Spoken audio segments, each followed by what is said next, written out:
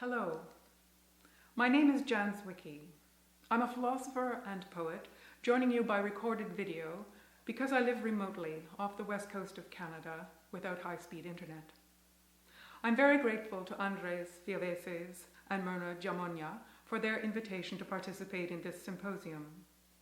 There'll be a chance to forward discussion notes to me, which they'll describe. My philosophical work has centered on the need for an expansion of our conception of what constitutes good thinking.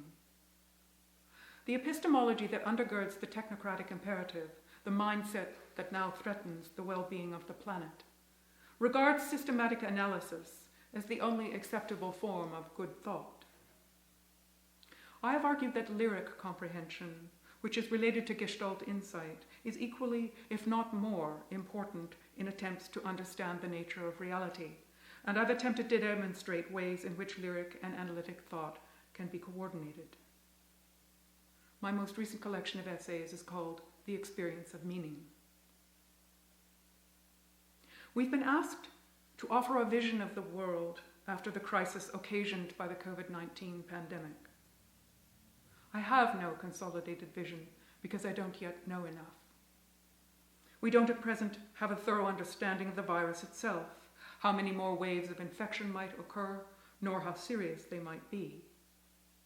We do not yet understand the long-term consequences of economic shutdowns, how severely they will impact different nations and different cultures, how severely in Europe and North America they will impact single-parent families, people living on minimum wage, people who have lost their jobs, migrant workers, the generations that will have to carry the debt that some governments have incurred.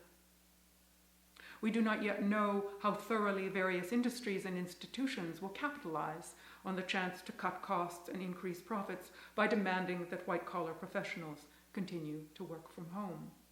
We don't know, though we may perhaps suspect, the extent to which governments will use the virus as an excuse to increase digital surveillance of their populations. And, crucially, we don't yet know the extent to which governments are going to bail out the fossil fuel industry. It is possible, though I think it unlikely, that growing calls to seize the moment to address climate change will succeed. At present, they are overshadowed by an urgent recognition that human racism must end. Will the sense of solidarity that has emerged be sufficient to push governments to undertake the extraordinary reforms that are required if we are to achieve human justice and environmental stability? I doubt it, but it is impossible to be sure. I believe we are in the situation of a body undergoing extreme centripetal acceleration. We might fly out into space, we might crash and burn, and we might, just might, hold it together and complete the turn. The one thing we do know is that the ecological crisis is a threat to the planet and to human well-being of a much greater magnitude than even the worst possible consequences of the virus. The poems I'll read are attempts to address that impending cataclysm.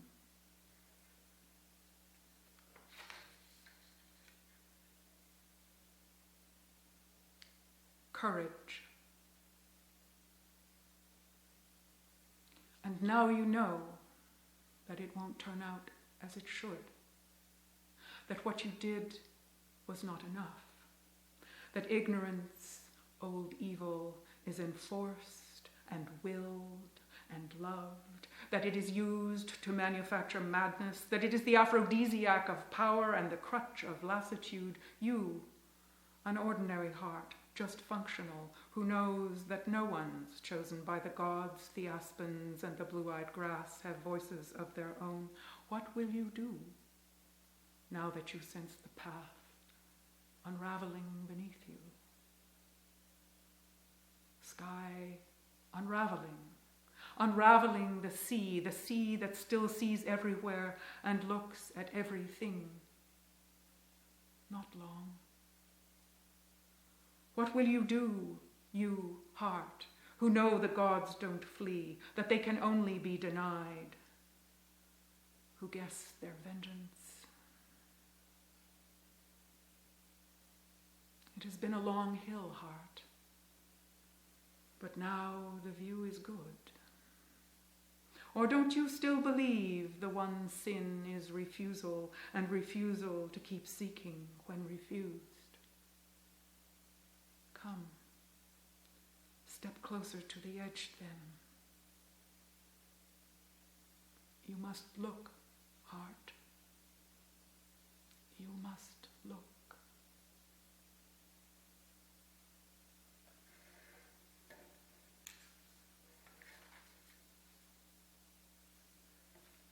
Intelligence.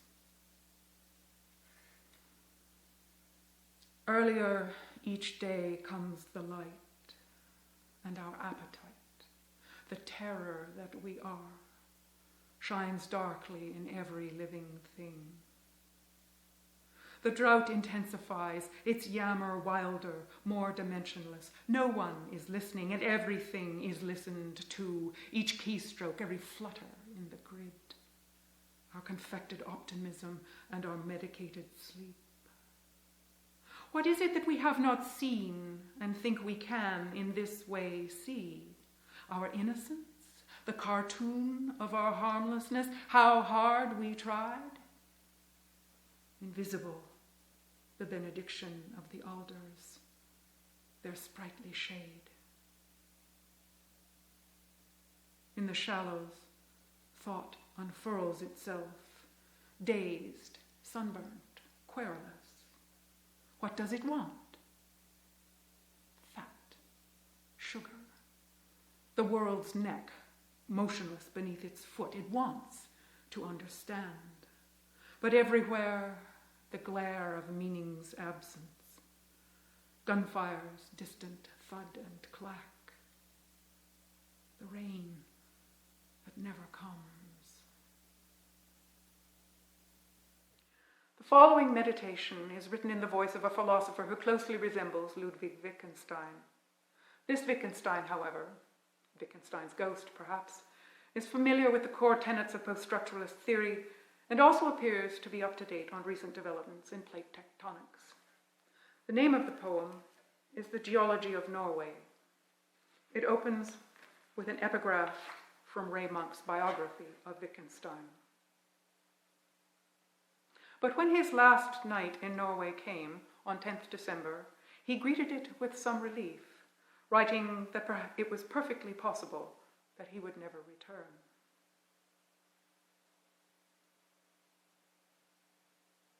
I have wanted there to be no story. I have wanted only facts. At any given point in time, there cannot be a story. Time, except as now, does not exist. A given point in space is the compression of desire. The difference between this point and someplace else is a matter of degree. This is what compression is. A geologic epoch rendered to a slice of rock you hold between your finger and your thumb. That is a fact. Stories are merely theories. Theories are dreams. A dream is a carving knife, and the scar it opens in the world is history. The process of compression gives off thought. I have wanted the geology of light. They tell me despair is a sin. I believe them. The hand moving is the hand thinking. And despair says the body does not exist. Something to do with bellies and fingers pressing gut to ebony, thumbs on keys. Even the hand writing is the hand thinking. I wanted speech like diamond because I knew that music meant too much.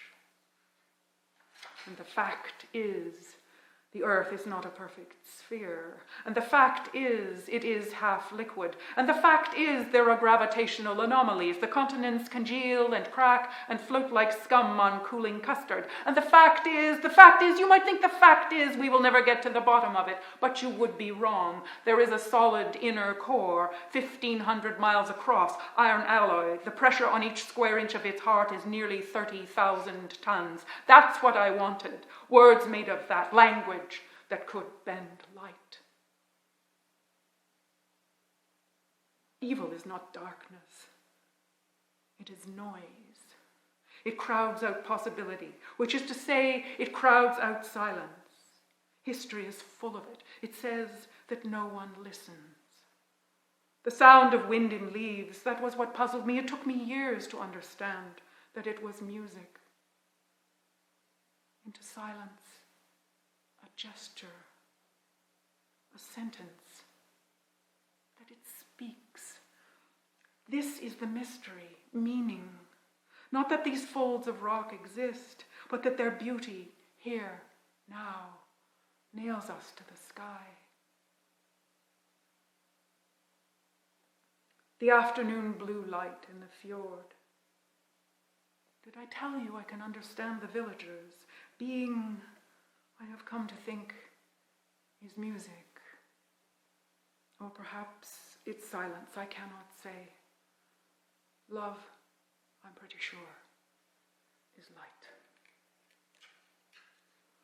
You know, it isn't what I came for, this bewilderment by beauty. I came to find a word, the perfect syllable, to make it reach up, grab meaning by the throat and squeeze it till it spoke to me. I wanted language to hold me still, to be a rock. I wanted to become a rock myself. I thought if I could find and say the perfect word, I'd nail mind to the world and find release. The hand moving is the hand thinking. What I didn't know. Even the continents have no place but earth.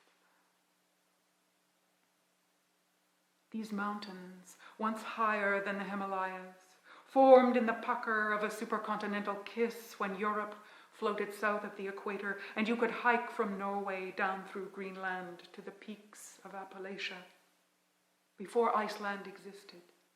Before the Mediterranean evaporated, before it filled again, before the Rockies were dreamt of, and before these mountains, the rock raised in them, chewed by ice that snowed from water in which no fish had swum. And before that ice, the almost speechless stretch of the Precambrian.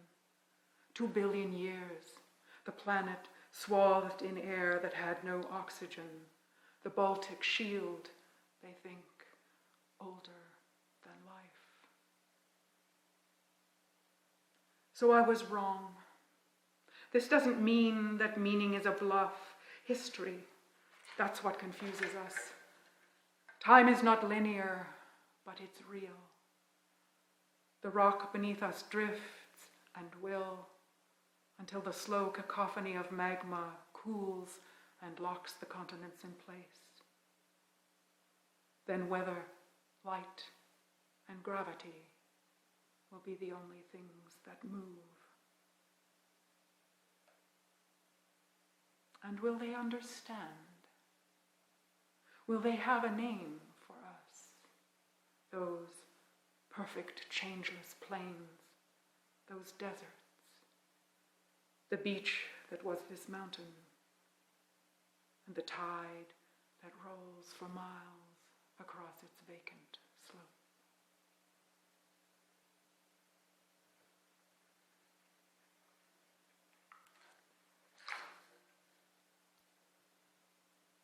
Late Schubert. A warm night in autumn, summery. Lying on the bed upstairs, a dog barking somewhere in the distance.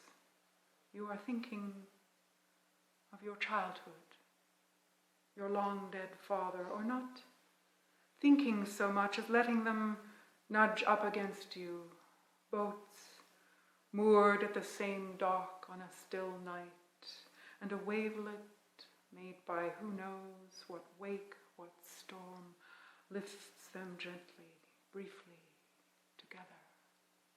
Air glassy with calm, the moon staring down. Isn't love always like this? A spider's thread, spindrift with the tensile strength of steel. The light must fall just so to make it visible. Faint gleam twisting above you, pulling from so deep, so far back, you think it must be anchored someplace before you were born. and the fever, the restlessness, the way the heart surges against the breakwater, plunges and surges again. Isn't this the same thing? Love, afraid it won't get home, afraid it will forget. Is dying that hard? Its horizon is the same shape as your life. Wild hillsides pointing to the wind, the sea heaving under the sky's emptiness. Let your hand move into that darkness above your face. Almost you can feel the stars, their silence, steady on the other side.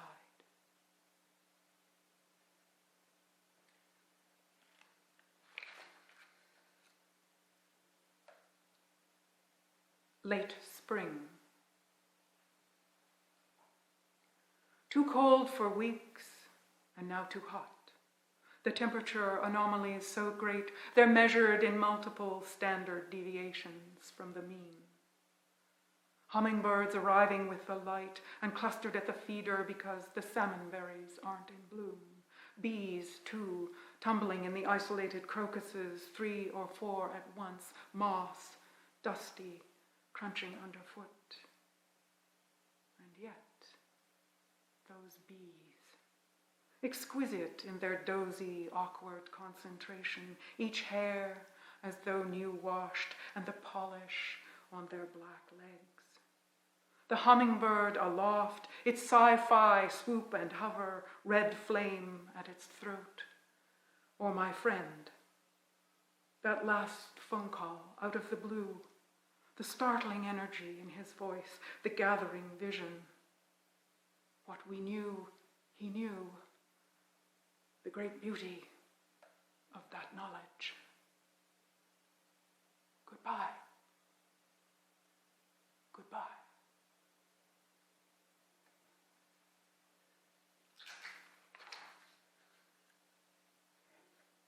The last poem I'll read is called Haydn, the Unpublished Sonatas. Late in middle age, Haydn wrote a number of keyboard sonatas of extraordinary depth and complexity, really not equaled until we get to middle and late Beethoven. But he didn't publish them. We don't know why. Well, they were published very late, but he certainly didn't publish them at the time. Haydn, the Unpublished Sonatas.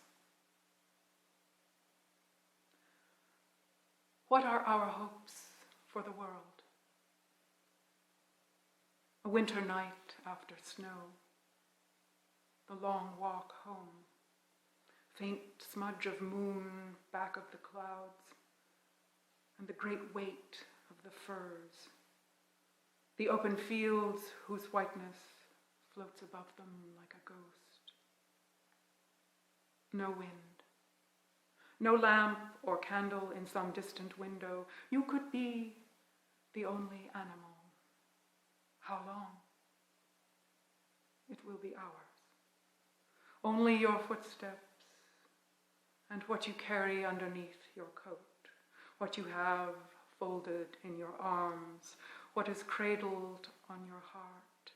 It is so close. Maybe it's become your heart. Perhaps it always was. Only your footsteps and the dark, its nearness, and the way it does not care, that clear, sweet silence after snow. Is it the dark itself you love? No, but forgive yourself for asking. And climbing the stairs at last, then, and lighting the fire, and slowly, gently taking off your coat. Thank you.